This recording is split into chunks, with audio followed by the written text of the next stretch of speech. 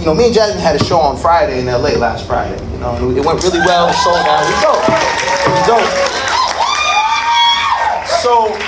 So you know, since we have a show out there, what I was gonna do was I was gonna fly out to LA on a Wednesday. Right now, I'm getting ready to fly out. And I don't know if y'all ever heard of this dude named J. Cole. Y'all ever heard of this guy named J. Cole? Y'all know J. Cole, right? Now, J. Cole's my favorite artist of all time. Now, J. Cole tweeted, he's been doing this, he dropped the album, been doing this tour where he goes around, he sells CDs for his 04 Honda that he used to drive when he was broke. It's really cool, right? And on Wednesday afternoon, he tweeted, I'm gonna be in Washington, D.C. Tweeted at around 11:30, my flight was at 12. I canceled my flight. Because I love J. Cole, dog. There's only two men on earth that would make me do such a thing. One is J. Cole, the second is LeBron James. Fellas, y'all know what the fuck I'm talking about, right? That is my glorious king. I would do that for him, 100%. So anyway, what I did was, I canceled my flight, I drove over to Howard University. Now I'm at Howard University, right? And I'm sitting outside, and we're waiting for J. Cole. Now at this point, it's like noon, it's like maybe 40 people out there, you know what I mean? A bunch of young kids and shit. Y'all ever get protective over artists that you love? You know what I mean? So I'm looking at these little niggas, hey man, y'all don't even fucking know Cole like I know Cole, you know what I mean? I start quizzing these, name 10 Cole songs or I'm gonna punch you in the throat. I did, to several of them, I swear to God I did, right? I almost assaulted a minor, it was fun. Anyway, so time passes and now it's like maybe 2, 3 p.m. in the afternoon, by the way. And by the way, does anybody not know who J. Cole is? It's okay to... You don't know who J. Cole is? Okay. If I describe it to you, J. Cole is the richest homeless man we have in America. All right, that's how I'm explaining to you, right? Yeah, he's an artist, but he's the richest homeless man in America. Keep that in mind. Anyway, so 2, 3 p.m. There's like 300 people around, right? And at this point, we're all waiting for Cole, and somebody goes, "Oh my God, there's J. Cole!" So a stampede starts, and everybody starts running over there. I told y'all niggas I had knee surgery, so I'm fucking limping and shit. I ran too, right? And I was running next to this little girl, and she falls. I let that bitch die, not gonna lie. I let that bitch die. I needed to see J. Cole, right?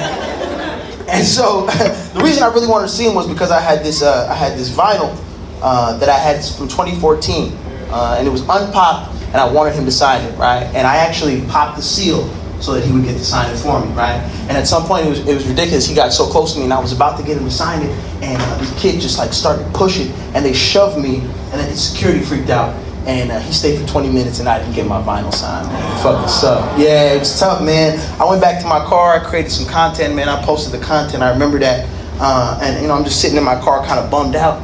And then one of my followers messages me, and he goes, "Yo, bro, I just ran into J. Cole in Silver Spring. You need to get the fuck over here." I was like, "Nigga, why the fuck you texting me? Drop the location," you know what I'm saying? Right? So he drops me the location, and I ride over to Silver Spring. I'm like, I gotta meet this brother, man. So I go over to Silver Spring, and I find where his car is parked. By the way, like I said, he's the richest homeless man in America. So he's riding this 04 Civic, but behind it is about 6 Mercedes Sprinter vans. You know what I mean? He's letting niggas know, I'm like you, but I ain't really like you. You know what I'm saying? He's making sure we understand that part, right? And so finally, I get to the spot, and you know, I'm about to try to park. There's nowhere to park, so you know, I'm in Silver Spring, so there's a bunch of parking garages. So I pull over to the parking garage, and there's this old Ethiopian man. I'm like, "Sir, how much for parking? I'm in a rush." He's like, $20.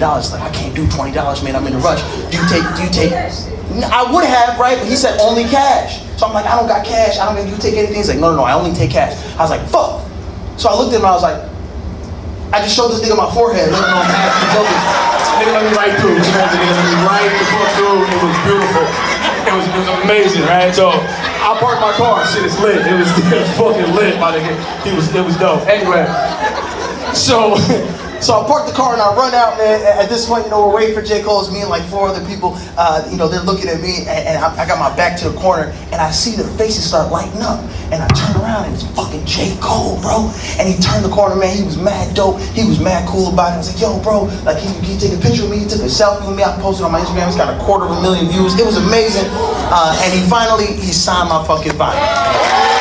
Yeah, it was sick. It was sick.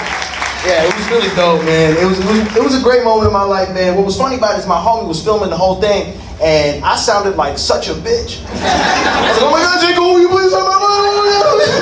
I was like, "I've been waiting 12 years." He's like, "Thank you, my boy." I was like, "I'm your boy, I'm your boy." I never knew I had that type of bitch in me. It was insane. I had a whole part of this that was going to be really inspirational, but ultimately I'm gonna just cut it down and say, like, I probably wouldn't be here if it wasn't for somebody like that inspiring me to be in front of y'all. You know what I mean? So I say this, man, whatever you want to try, whatever you want to do, you have no idea who you might inspire to do so. And then one day, you know what I mean, you might be sitting in front of a bunch of people that appreciate what you do and what art you create, man. So, yeah.